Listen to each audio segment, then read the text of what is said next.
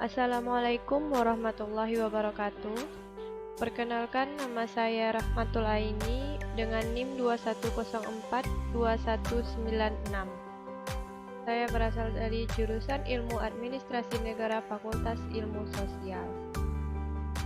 Baiklah, pada kesempatan kali ini saya akan mempresentasikan tugas saya dengan mata kuliah pengantar ilmu pemerintahan. Namun mohon maaf sebelumnya suaranya kurang jelas dikarenakan cuaca lagi hujan.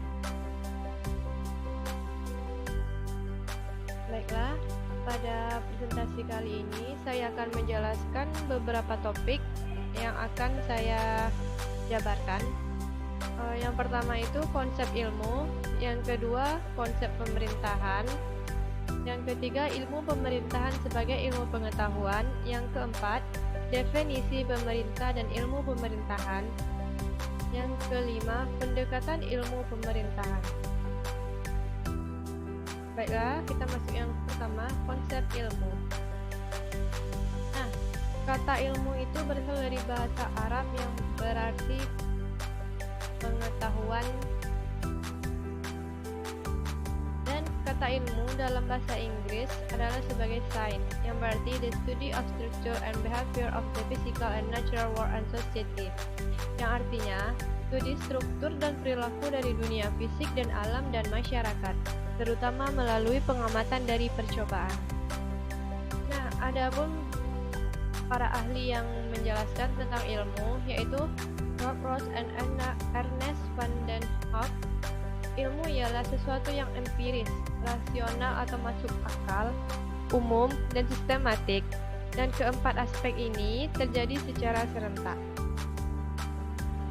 Jadi, ilmu itu adalah pengetahuan yang empiris, rasional, umum, dan sistematik melalui pengamatan dan percobaan dari dunia fisik, alam, dan masyarakat.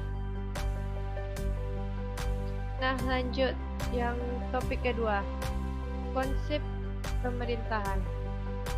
Dari segi bahasa berasal dari satu suku kata yaitu perintah, yang berarti sesuatu yang harus dilaksanakan atau dilakukan. Nah, dalam bahasa Inggris, pemerintahan itu adalah government. Menurut seorang ahli, Muhammad Kusnardi, pemerintahan ialah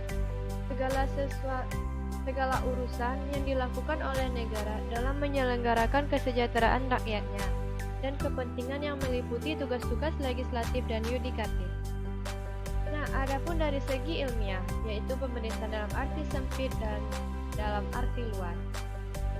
Dalam arti sempit, pemerintahan adalah pemerintah yang hanya mencakup badan eksekutif saja, yaitu presiden dan wakil presiden dibantu para menteri.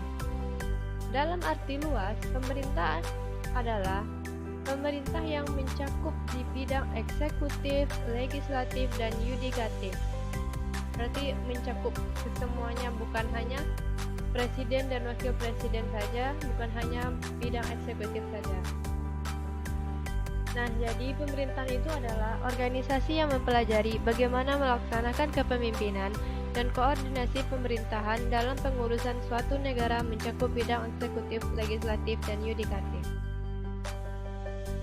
Nah, kita masuk ke bagian yang ketiga, ilmu pemerintahan sebagai ilmu pengetahuan.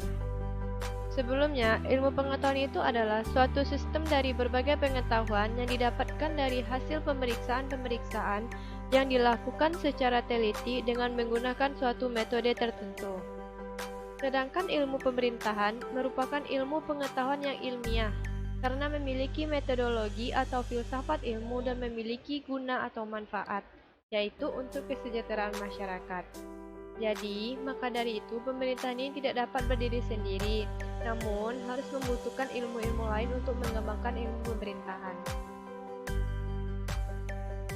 Nah, topik yang keempat, definisi pemerintahan dan ilmu pemerintahan. Apa sih pemerintah itu? Nah, kalau pemerintah adalah organisasi yang memiliki kekuasaan untuk membuat dan menerapkan hukum serta undang-undang di wilayah tertentu. Sedangkan pemerintahan adalah yang mencakup kepada seluruh organ-organ, badan, dan lembaga-lembaga yang ada dalam suatu negara untuk mencapai tujuan bersama. Pemerintahan eh, arti pemerintahan dalam dua aspek. Yang pertama arti luas, yang kedua arti sempit. Nah, dalam arti luas, pemerintahan itu adalah segala urusan yang dilakukan oleh negara dalam menyelenggarakan kesejahteraan rakyatnya dan kepentingan negara sendiri yang mencakup bidang eksekutif, legislatif, dan yudikatif. Nah, yang kedua itu dalam arti sempit, yaitu segala kegiatan, fungsi, tugas, dan kewajiban yang dijalankan oleh lembaga eksekutif untuk mencapai tujuan negara. Hanya bagian pada bidang lembaga eksekutif saja. Nah, adapun pemerintah juga memiliki arti dalam dua aspek, yaitu arti luas dan arti sempit. Pemerintah dalam arti luas ialah memiliki makna sistem, organ atau badan yang memerintah suatu negara atau masyarakat, meliputi kekuasaan eksekutif, legislatif, dan yudikatif. Nah, pemerintah dalam arti sempit menunjuk pada lembaga eksekutif. Jadi, dapat disimpulkan bahwa pemerintahan merupakan organisasi atau wadah orang yang mempunyai kekuasaan dan lembaga yang mengurus masalah kenegaraan dan kesejahteraan rakyat dan negara. Sedangkan pemerintah adalah pelaku pemerintahan. Nah, topik yang terakhir adalah pendekatan ilmu pemerintahan. Ada beberapa pendekatan yang saya dapatkan. Yang pertama, studi kasus, studi sejarah, studi perbandingan, legalistik, sistematik, dan paradigmatik. Masuk kepada yang pertama, yaitu studi kasus. Pendekatan atau metode ini berangkat pada suatu peristiwa yang menarik perhatian, kemudian dilakukan kajian untuk mengetahuinya secara mendalam. Kedua, pendekatan studi sejarah. Pendekatan atau metode studi sejarah ini untuk mempelajari sebagai sebuah kontinum. Pemerintahan merupakan peristiwa yang berkaitan dari waktu ke waktu. Peristiwa sekarang akan memberi kontribusi bagi peristiwa yang akan datang, yang berisi rangkaian masa lalu, masa sekarang, dan prediksi masa yang akan datang.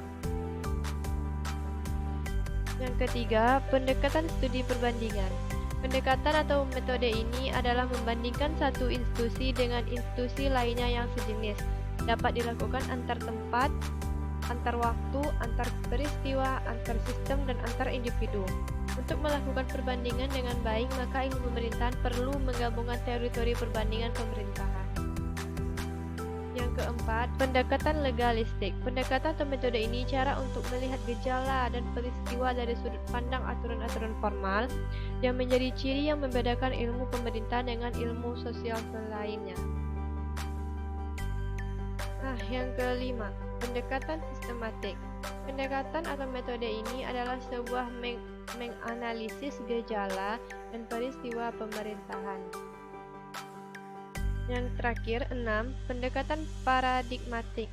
Pendekatan atau metode ini mempelajari gejala dan peristiwa pemerintahan di satu negara atau daerah. Paradigma yang digunakannya sehingga akan diperoleh analisis yang akurat, yang pada gilirannya akan diperoleh pengetahuan yang benar. Dalam hal ini, kebenaran bukan hanya menurut pendapat pengkaji saja, melainkan kebenaran menurut kaidah-kaidah ilmiah maupun kebenaran menurut kalangan luas. Baiklah, sekian presentasi dari saya. Apabila ada kesalahan, mohon dimaafkan. Jangan lupa like, comment, share, and subscribe. Wabillahi taufik wal hidayah. Wassalamualaikum warahmatullahi wabarakatuh.